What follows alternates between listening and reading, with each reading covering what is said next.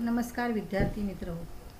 सुधागड माध्यमिक व उच्च माध्यमिक विद्यालय कळंबोली, इयत्ता 8वी, विषय सामान्य विज्ञान, प्रकरण 5, अणूचे अंतरंग.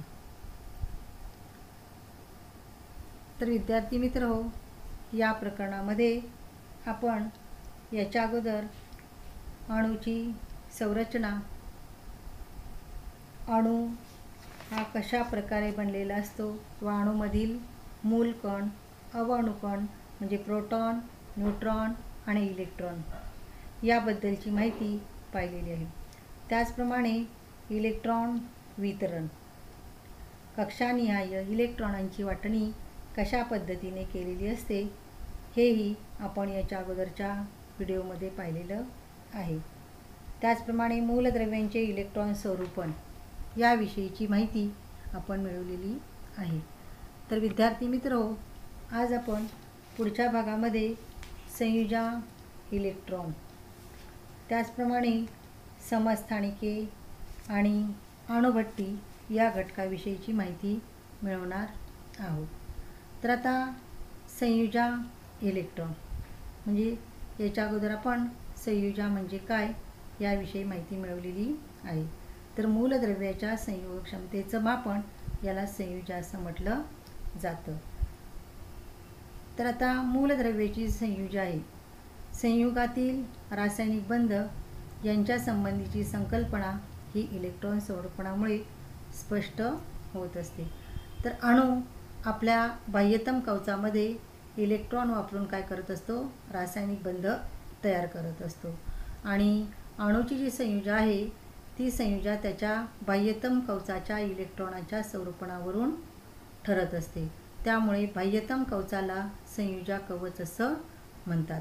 तर म्हणजे बाह्यतम कवचामध्ये जे इलेक्ट्रॉन असतात त्या इलेक्ट्रॉनांना संयुजा असं म्हणतात. कारण आपल्याला माहीत आहे की अणूच्या केंद्रकामध्ये प्रोटॉन आणि न्यूट्रॉन असतात आणि या केंद्रकाच्या बाहेर विविध कवचामध्ये इलेक्ट्रॉन हे परिभ्रमण करत असतात.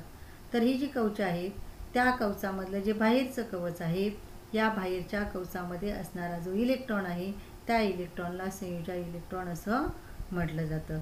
तर अणूच्या संयुजेचा संबंध अणूमधील संयुजा इलेक्ट्रॉनच्या संख्येची आल्याचे दिसून येते.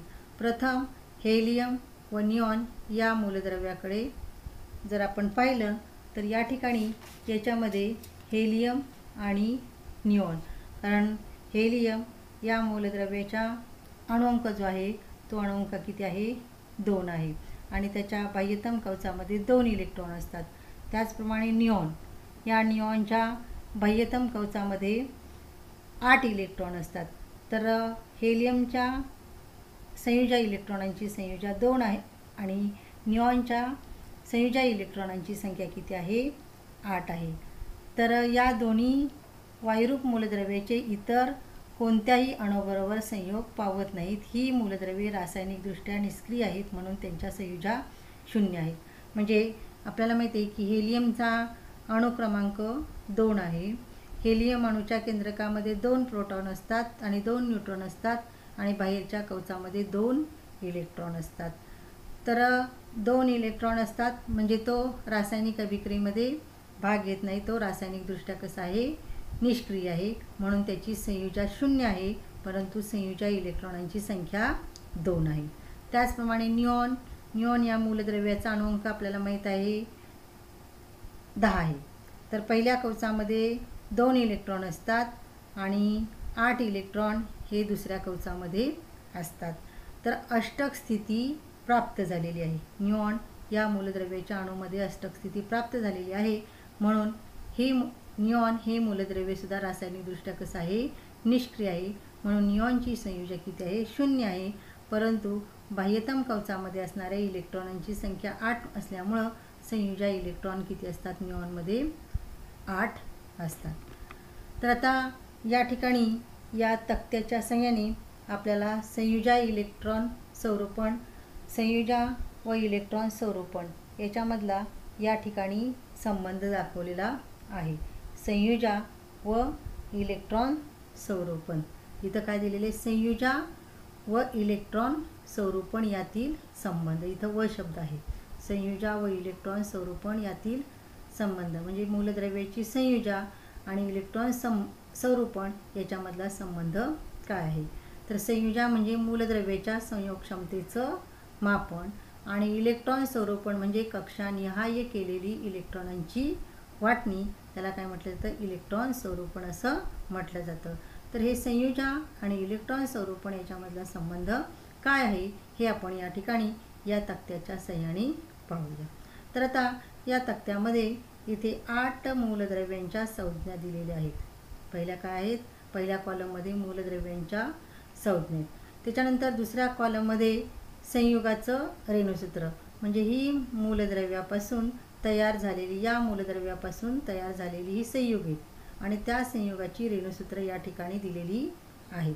त्याचप्रमाणे तिसऱ्या कॉलममध्ये त्या मूलद्रव्यांच्या संयुजा दिलेल्या आहेत. चौथ्या कॉलममध्ये मूलद्रव्यांचं इलेक्ट्रॉन संरूपण आहे म्हणजे त्यांच्या अणु अंकावरून इलेक्ट्रॉनांची केलेली वाटणी म्हणजे इथं इलेक्ट्रॉन संरूपण दिलेले आणि मूलद्रव्यातील संयुजा इलेक्ट्रॉनांची संख्या या ठिकाणी दिलेली आहे. म्हणजे मूलद्रव्याच्या संयुजा इलेक्ट्रॉनांची संख्या ही x या अक्षराने दर्शवली आहे म्हणजे बाह्यतम कवचामध्ये असणाऱ्या इलेक्ट्रॉनांची संख्या. आणि या ठिकाणी 8 वजा x या ठिकाणी किती येते त्याची किंमत ही इथे दिलेली आहे. तर पहिल्या कॉलममध्ये बघा, पहिला आहे मूलद्रव्य हायड्रोजन, त्याची संज्ञा आहे H. हायड्रोजनची संज्ञा काय आहे, H आहे. आणि हायड्रोजन क्लोरीन बरोबर संयोग पावल्यानंतर HCl तयार होतं म्हणून या ठिकाणी HCl हायड्रोक्लोराईड, HCl किंवा हायड्रोक्लोरिक आम्ल असंही म्हटलं जाते. HCl म्हणजे हायड्रोक्लोरिक आम्ल. आता हायड्रोजन आणि क्लोरीन संयोग पाहून त्या ठिकाणी हायड्रोक्लोरिक आम्ल हे तयार होतं आणि त्याचं रेणुसूत्र आहे HCl. मग या ठिकाणी हायड्रोजन या मूलद्रव्याची संयुजा किती आहे, 1 आहे. हायड्रोजनचा अणुअंक 1 आहे त्याच्यामुळे त्या मूलद्रव्याची संयुजा 1 आहे कारण तो द्विक स्थिती प्राप्त करण्यासाठी 1 इलेक्ट्रॉन घेतो म्हणून त्याची संयुजा किती आहे, 1च आहे. आणि त्याचे इलेक्ट्रॉन संरूपण सी काय आहे, 1च आहे. आणि बाह्यतम कवचामध्ये असणाऱ्या इलेक्ट्रॉनांची संख्यासुद्धा 1च आहे. त्याच्यामुळं या ठिकाणी इथं डॅश केलेलं आहे. क्लोरीन हे मूलद्रव्य दुसरं आणि दुसऱ्या या क्लोरीन मूलद्रव्याची संज्ञा आहे Cl. हायड्रोजन आणि क्लोरीन याचा संयोग होऊन हायड्रोक्लोरिक आम्ल किंवा HCl तयार होतं आणि हे हायड्रोक्लोरिक आम्ल या संयुगाचं इथं रेणुसूत्र दिलेलं आहे. आता क्लोरीन मूलद्रव्याची संयुजा आहे 1 कारण क्लोरीनचा अणुअंक आहे, हा जो अणुअंक आहे तो अणुअंक किती आहे, 17 आहे. क्लोरीनच्या बाह्यतम कवचामध्ये 7 इलेक्ट्रॉन असतात. अष्टक स्थिती प्राप्त करण्यासाठी त्याला एका इलेक्ट्रॉनची आवश्यकता असते आणि म्हणून त्या ठिकाणी इथं संयुजा किती आहे, क्लोरीनची 1 आहे. आणि त्याचं जे इलेक्ट्रॉन आहे, पहिल्या कवचामध्ये 2 इलेक्ट्रॉन असतात, दुसऱ्या कवचामध्ये 8 इलेक्ट्रॉन असतात आणि तिसऱ्या कवचामध्ये 7 इलेक्ट्रॉन असतात. तर हे अशा प्रकारे हे क्लोरीन या मूलद्रव्याचं इलेक्ट्रॉन स्वरूपण इथं दिलेले 2 स्वल्पविराम 8 स्वल्पविराम 7 म्हणजे त्याचा अणुअंक 17 असल्यामुळं त्याचं इलेक्ट्रॉन अशा पद्धतीनं लिहिलं जातं. आणि संयुजा इलेक्ट्रॉनांची संख्या 7 म्हणजे बाह्यतम कवचामध्ये असणाऱ्या इलेक्ट्रॉनांची संख्या म्हणजे ही काय आहे, संयुजा इलेक्ट्रॉन. तर क्लोरीनची संयुजा आहे 1 पण मूलद्रव्यातील संयुजा इलेक्ट्रॉनांची संख्या किती आहे, 7. आणि या ठिकाणी 8 वजा 1 ची किंमत 7 बरोबर किती येतं, 1 येते. म्हणून या ठिकाणी 8 मधून 7 गेले म्हणून 1 येतं म्हणून याची संयुजा किती आहे, 1 आहे. त्याच्यानंतर यणी म्हणजे निऑन. तर हे संयुग नाही आहे. निऑन या मूलद्रव्याची संज्ञा काय आहे, Ne. हे मूलद्रव्य, हे संयुग नाही. तर याची संयुजा 0 कारण निऑनचं अणुअंक आहे 10.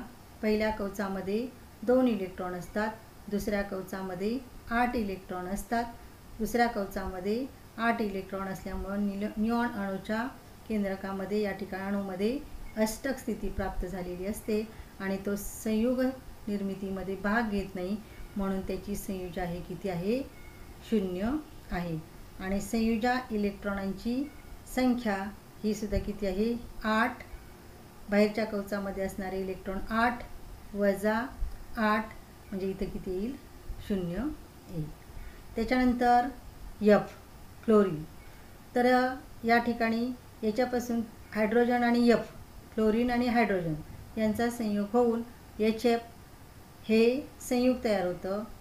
या ठिकाणी याचं इलेक्ट्रॉन्स फ्लोरीनचा अणुअंक आहे 9, त्याच्यामुळे त्याचं इलेक्ट्रॉन स्वरूपण आहे 2, 7. पहिल्या कवचामध्ये 2 इलेक्ट्रॉन आहेत, दुसऱ्या कवचामध्ये 7 इलेक्ट्रॉन आहेत, म्हणजे 7 आणि 2 9. तर या ठिकाणी अष्टक स्थिती प्राप्त करण्यासाठी फ्लोरीनला एका इलेक्ट्रॉनची आवश्यकता असते, म्हणून याची संयोग क्षमता 1 आहे आणि म्हणून याची संयोजक किती आहे? 1 आहे. आणि बाह्यतम कवचामध्ये असणाऱ्या इलेक्ट्रॉनांची संख्या 7 आहे आणि म्हणून या ठिकाणी संयोजा इलेक्ट्रॉनांची संख्या 7 आहे. तर अष्टक स्थिती म्हणजे 8 आणि त्याच्यातून बाह्यतम कवचामध्ये असणाऱ्या इलेक्ट्रॉनांची संख्या 7, म्हणून या ठिकाणी याची संयोजक किती येते? 1. त्याच्यानंतर सोडियम. हे या ठिकाणी इथं काय आहे? Na म्हणजे सोडियम हे मूलद्रव्य. या मूलद्रव्याची संज्ञा Na आणि त्याच्यापासून तयार झालेलं संयुग NaH. तर हे या ठिकाणी याच्यामध्ये सोडियम या मूलद्रव्याचा अणुअंक आहे 11. त्याचं इलेक्ट्रॉन स्वरूपण आहे 2, 8, 1.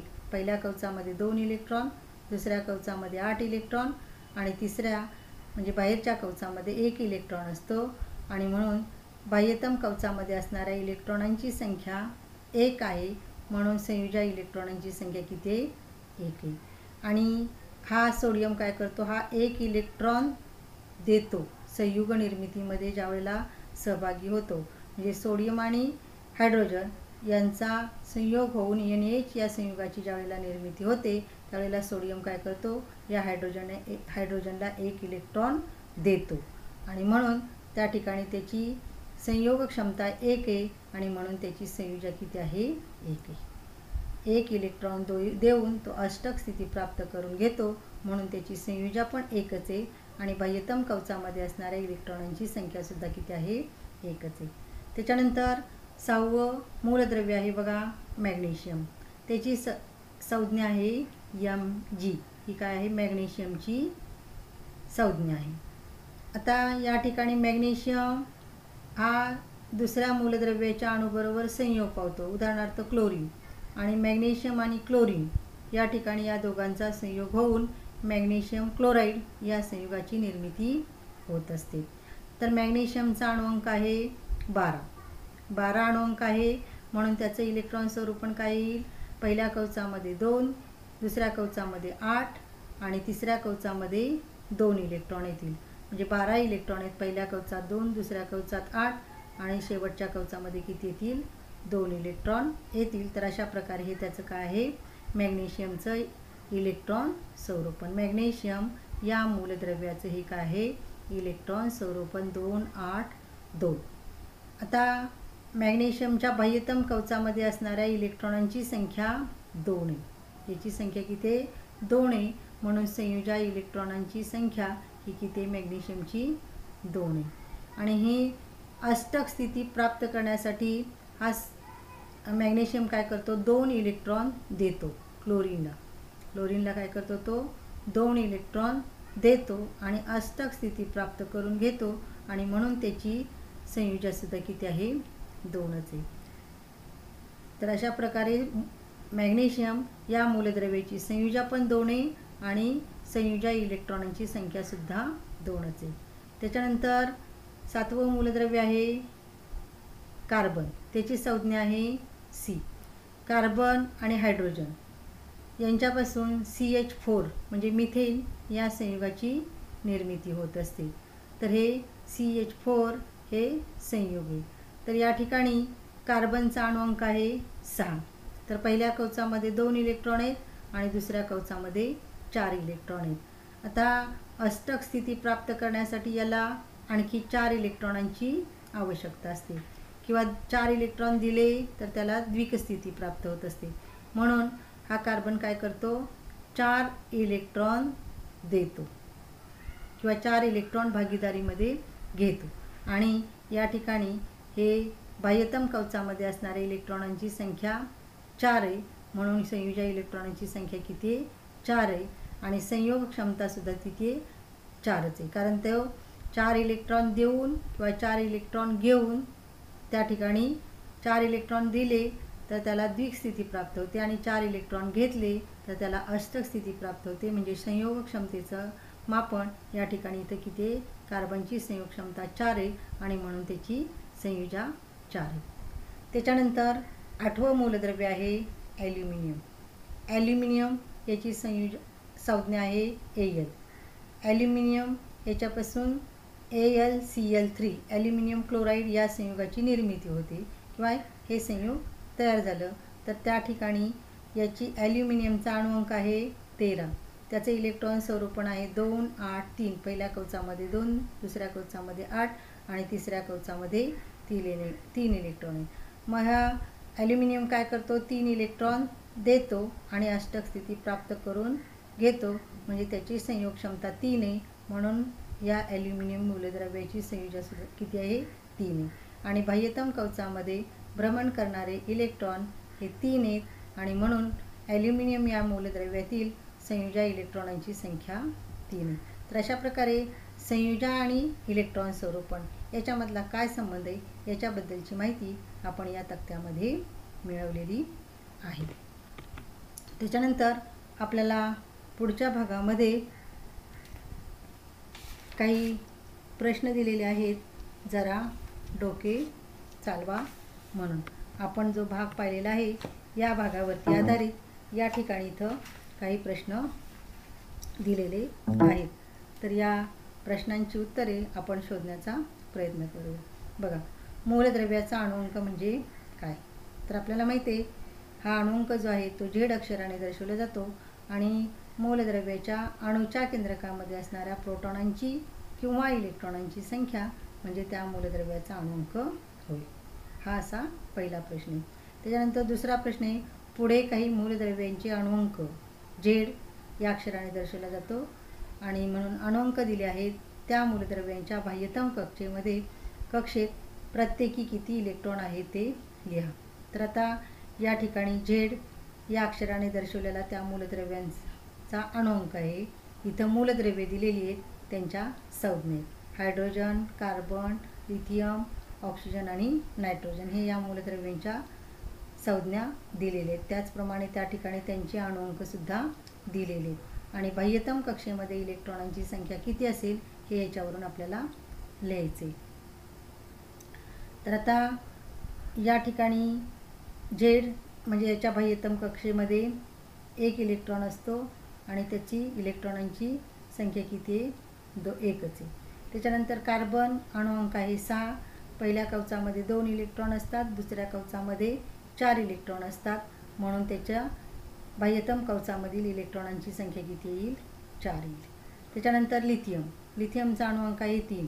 त्याचं इलेक्ट्रॉन स्वरूपण काय येईल, 2 आणि 1 असं येईल. 2 आणि 1 म्हणजे पहिल्या कवचामध्ये 2 इलेक्ट्रॉन आणि दुसऱ्या कवचामध्ये 1 इलेक्ट्रॉन. म्हणून बाह्यतम कवचामधील इलेक्ट्रॉनांची संख्या किती येईल, 1. त्याचप्रमाणे इथं ऑक्सिजनचा अणुअंक दिलेला आहे 8. पहिल्या कवचामध्ये 2 इलेक्ट्रॉन असतील आणि दुसऱ्या कवचामध्ये 6 इलेक्ट्रॉन असतील. म्हणून बाह्यतम कवचामध्ये असणाऱ्या इलेक्ट्रॉनांची संख्या किती येईल, 6 येईल. त्याच्यानंतर नायट्रोजनचा अणुअंक आहे 7. पहिल्या कवचामध्ये 2 इलेक्ट्रॉन आणि दुसऱ्या कवचामध्ये 5 इलेक्ट्रॉन. म्हणून बाह्यतम कवचामध्ये असणाऱ्या इलेक्ट्रॉनांची संख्या किती येईल, 5. त्याच्यानंतर इथे काही मूलद्रव्यांची इलेक्ट्रॉन संख्या दिलेली आहे आणि त्याच्यामुळं त्या मूलद्रव्यांचे इलेक्ट्रॉन स्वरूपण, संयुजा इलेक्ट्रॉन संख्या व संयुजा लिहा.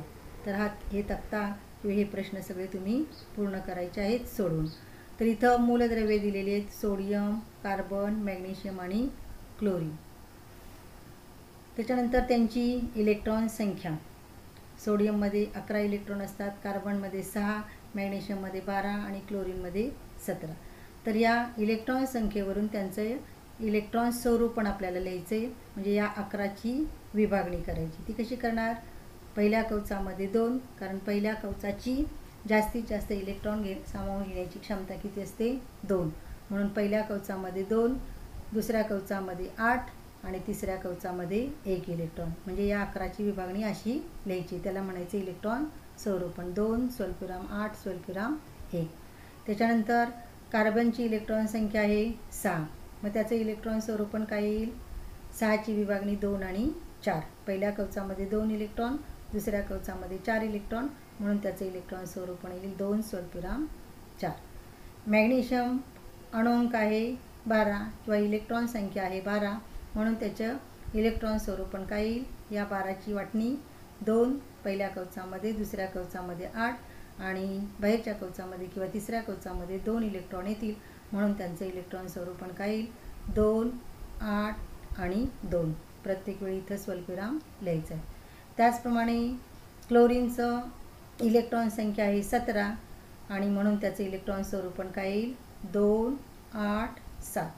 पहिल्या कवचामध्ये 2, दुसऱ्या कवचामध्ये 8 आणि 8 आणि 2 10 राहिले 7. 17मधून 10 गेले म्हणजे 7 राहिले, म्हणजे बाहेरच्या कवचामध्ये 7 इलेक्ट्रॉन. तर त्याचं इलेक्ट्रॉन स्वरूपण कसं येईल? 2 स्वल्पविराम 8 स्वल्पविराम 7. मग आता या ठिकाणी याच्यावरून आपल्याला संयुजा इलेक्ट्रॉनांची संख्या लिहायची या इलेक्ट्रॉन स्वरूपणावर. संयुजा इलेक्ट्रॉन म्हणजे बाह्यतम कवचामध्ये भ्रमण करणारे इलेक्ट्रॉन संख्या. म्हणजे बाहेरच्या कवचामध्ये जी संख्या आहे ना, ती संयुजा इलेक्ट्रॉनांची संख्या. म्हणजे सोडियमच्या बाह्यतम कवचात 1 इलेक्ट्रॉन असतो, म्हणून त्याचे संयुजा इलेक्ट्रॉनांची संख्या 1 आहे आणि तो 1 इलेक्ट्रॉन देऊन अष्टक स्थिती प्राप्त करतो, म्हणून त्याची संयुजासुद्धा किती आहे? 1 आहे. त्याच्यानंतर कार्बन, याचे इलेक्ट्रॉन स्वरूपण आहे 2 4. हा कार्बन काय करतो? रासायनिक अभिक्रियेमध्ये किंवा संयुग निर्मितीमध्ये भाग घेत असताना तो 4 इलेक्ट्रॉन देतो आणि द्विक स्थिती प्राप्त करतो किंवा 4 इलेक्ट्रॉन घेतो आणि अष्टक स्थिती प्राप्त करतो, म्हणून त्याची संयुजा आहे 4. पण बाह्यतम कवचामध्ये असणारे इलेक्ट्रॉन 4 आहेत, म्हणून संयुजा इलेक्ट्रॉनांची संख्यासुद्धा इथे किती येईल? 4 येईल. त्याच्यानंतर मॅग्नेशियमच्या बाहेरच्या कवचात 2 इलेक्ट्रॉन आहेत, म्हणून त्याची इलेक्ट्रॉनांची संख्या 2 येईल आणि हा 2 इलेक्ट्रॉन देऊन अष्टक स्थिती प्राप्त करतो, म्हणून त्याची संयुजासुद्धा किती आहे? 2 आहे. त्याच्यानंतर क्लोरीन 17. तर पहिल्या कवचामध्ये 2 8 7 असं त्याचं इलेक्ट्रॉन स्वरूपण आहे. बाहेरच्या कवचामध्ये भ्रमण करणाऱ्या इलेक्ट्रॉनांची संख्या 7 आहे, म्हणून संयुजा इलेक्ट्रॉनांची संख्या 7 आहे. पण अष्टक स्थिती प्राप्त करण्यासाठी तो 1 इलेक्ट्रॉन घेतो. 7 इलेक्ट्रॉन देण्यापेक्षा 1 इलेक्ट्रॉन घेतो आणि म्हणून त्याची संयुजा आहे 1.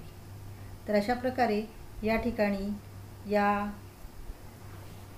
प्रश्नांची उत्तरे आपण मिळवलेली. त्याच्यानंतर अणुक्रमांक आणि अणुवस्तुमानांक नेहमी पूर्णांकातच का असतात? कारण आपल्याला माहिती आहे की अणुअंक हे पूर्णांकामध्येच असतात आणि त्याच्यामुळं अणुक्रमांक म्हणजे अणूच्या केंद्रकात असणाऱ्या प्रोटॉनांची किंवा इलेक्ट्रॉनांची संख्या, तर ही पण पूर्णांकात असते आणि त्याच्यामुळं अणुक्रमांक पूर्णांकात असतो. आणि अणुवस्तुमानांक म्हणजे प्रोटॉन आणि न्यूट्रॉन यांची एकूण बेरीज. तर प्रोटॉन आणि न्यूट्रॉनची संख्यासुद्धा पूर्णांकातच असते, त्याच्यामुळं अणुवस्तुमानांकसुद्धा कसं येणार आहे? पूर्णांकातच येणार आहे. म्हणून अणुक्रमांक आणि अणुवस्तुमानांक हे नेहमी पूर्णांकातच असतात. त्याच्यानंतर सल्फरमध्ये 16 प्रोटॉन आणि 16 न्यूट्रॉन असतात. तर त्याचा अणुअंक व अणुवस्तुमानांक किती असेल? आता अणुअंक म्हणजे प्रोटॉन किंवा इलेक्ट्रॉन संख्या.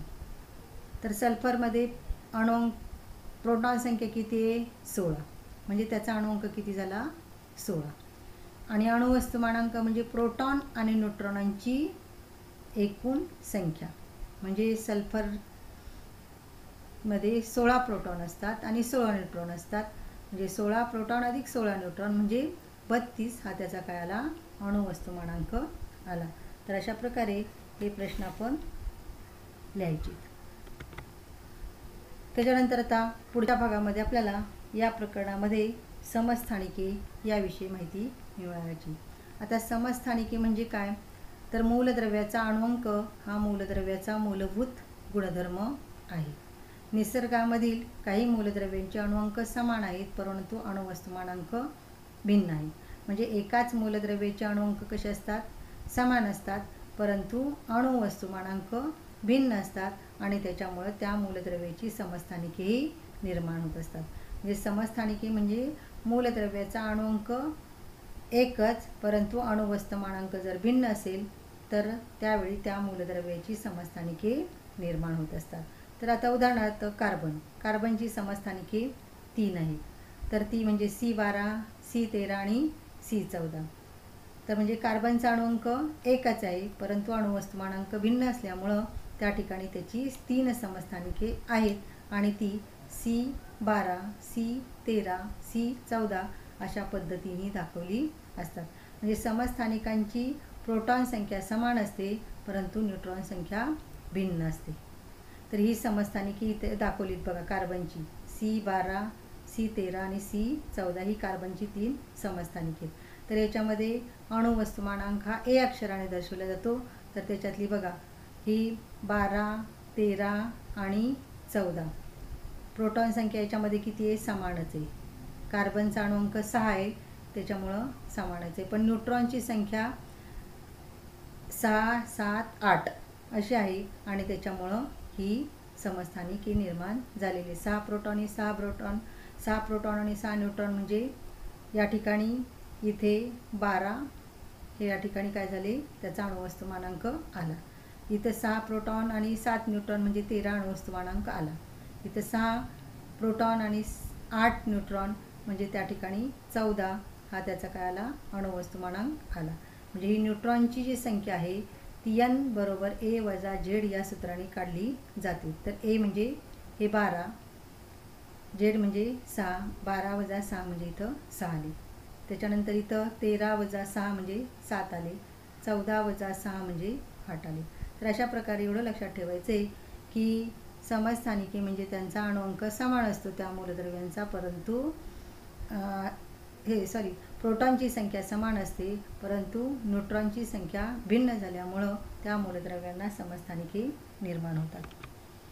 तर आता या समस्थानिकाचे उपयोग तर या ठिकाणी इथे दिलेले आहेत बघा. तर समस्थानिके जी आहेत ती किरणोत्सारी असतात, त्याच्यामुळे त्याचा वेगवेगळ्या क्षेत्रामध्ये म्हणजे औद्योगिक क्षेत्र, कृषी क्षेत्र, वैद्यक क्षेत्र आणि संशोधन क्षेत्र या क्षेत्रामध्ये त्याचा उपयोग केला जातो. तर युरेनियम 235 या समस्थानिकाचा उपयोग केंद्रकीय विखंडन व वीज निर्मितीसाठी होतो. कॅन्सरसारख्या प्राणघातक आजारावर वैद्यकीय उपचारामध्ये काही मूलद्रव्यांच्या किरणोत्सारी समस्थानिकांचा उपयोग होतो. आता उदाहरणार्थ कोबाल्ट. गॉयटर या ग्रंथीच्या आजारावरील उपचारामध्ये आयोडीन 131 याचा उपयोग होतो. त्याच्यानंतर चौथा उपयोग बघा, किरणोत्सारी समस्थानिकांचा उपयोग जमिनीखालून गेलेल्या नळामधील चिरा शोधण्यासाठी होतो. तर उदाहरणार्थ सोडियम 24 या समस्थानिकाचा उपयोग जमिनीखालून गेलेल्या नळामधील चिरा शोधण्यासाठी होतो. अन्नपदार्थाचे सूक्ष्मजीवापासून किंवा सूक्ष्मजीवाणूपासून परिरक्षण करण्यासाठी किरणोत्सारी मूलद्रव्याचा उपयोग होतो. आणि C14 या किरणोत्सारी समस्थानिकाचा उपयोग जीवाश्मांचे वय ठरवण्यासाठी होतो. तर असे हे समस्थानिकांचे उपयोग आहेत. त्याच्यानंतर आपल्याला या पुढच्या भागामध्ये अणुभट्टी याविषयी माहिती मिळवायची आहे. तर या ठिकाणी हे मुंबईमध्ये बाबा अणुसंशोधन केंद्र आहे आणि ती अणुभट्टी या ठिकाणी इथं दाखवलेली आहे बघा. तर अणुऊर्जेच्या वापराने मोठ्या प्रमाणावर वीज निर्मिती करण्याचे संयंत्र म्हणजे अणुभट्टी. अणुभट्टीमध्ये काय केली जाते? अणुऊर्जेच्या साहाय्यानं मोठ्या प्रमाणामध्ये वीज निर्मिती या अणुभट्टीमध्ये केली जाते. तर या अणुभट्टीमध्ये केंद्रकीय अभिक्रिया घडवून आणली जाते आणि त्याच्यामुळं या अणूमधील केंद्रकीय ऊर्जा मुक्त करतात. तर त्याच्यासाठी संबंधित केंद्रकीय अभिक्रिया समजून घेण्यासाठी युरेनियम 235 या अणु इंधनाचे उदाहरण घेऊ. या ठिकाणी इथं दिलेले बघा युरेनियम 235. तर या ठिकाणी युरेनियम 235 या समस्थानिकाच्या केंद्रकाचं विखंडन होऊन क्रिप्टॉन 92 आणि बेरियम 141 या वेगवेगळ्या मूलद्रव्यांची केंद्रके व 2 ते 3 न्यूट्रॉन्सची गती कमी झाल्यावर ते आणखी युरेनियम 235 केंद्रकाचं विखंडन घडवून आणतात. अशा प्रकारे केंद्रकीय विखंडनाची शृंखला अभिक्रिया तयार होते. या ठिकाणी आकृती 5.11 मध्ये दिलेली आहे. युरेनियम 235 या मूलद्रव्याच्या अणूचं केंद्रकीय विखंडनाची आकृती इथे दिलेली आहे.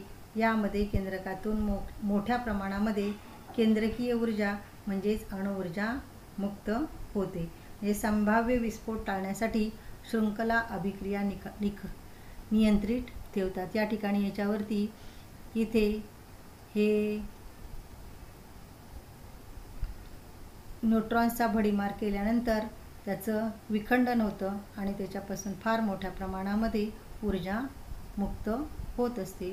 तर अशा प्रकारे या अणुऊर्जेच्या वापराने मोठ्या प्रमाणावर वीज निर्मिती या संयंत्रामध्ये केली जाते आणि यालाच अणुभट्टी असं म्हटलं जातं. तर हे मुंबईमध्ये भाभा अणुसंशोधन केंद्र या ठिकाणी आहे.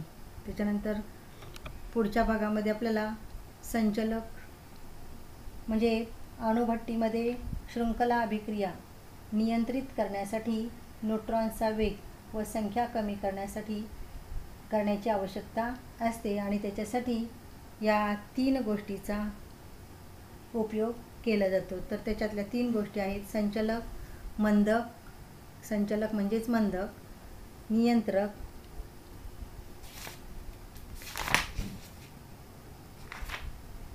तर या गोष्टी आहेत.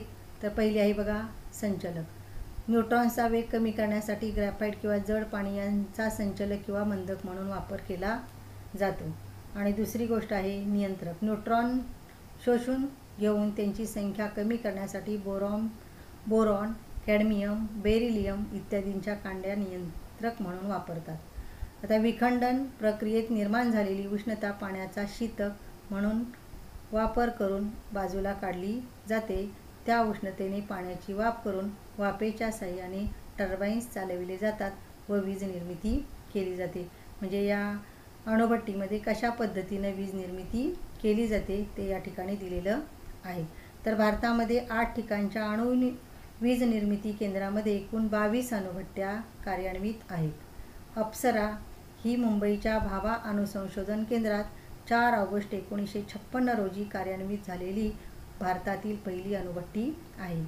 भारतात थोरियम 232 या मूलद्रव्यांचे साठे मोठ्या प्रमाणात असल्याने भारतीय वैज्ञानिकांनी पुढील काळासाठी थोरियम 232 पासून युरेनियम 233 या समस्थानिकाच्या निर्मितीवर आधारित अणुभट्ट्यांची योजना विकसित केलेली आहे.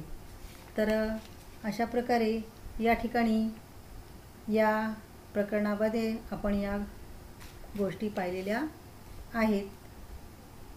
धन्यवाद.